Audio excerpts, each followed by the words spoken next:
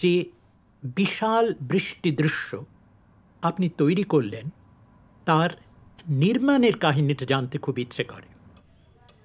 শুনেছি পৃথিবীতে এই প্রথমবার এবং সম্ভবত একবারই আসল বৃষ্টিতে পুরো একটা বৃষ্টি দৃশ্য তোলা হয়েছিল।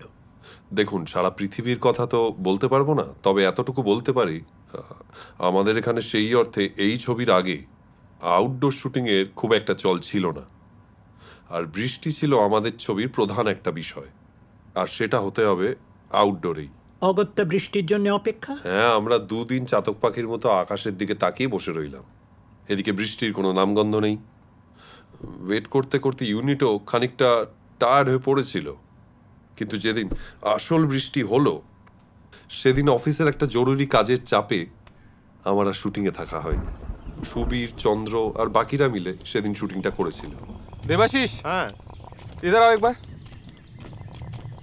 সুবীর, হ্যাঁ সুবীর, হ্যাঁ ইধার দেখো।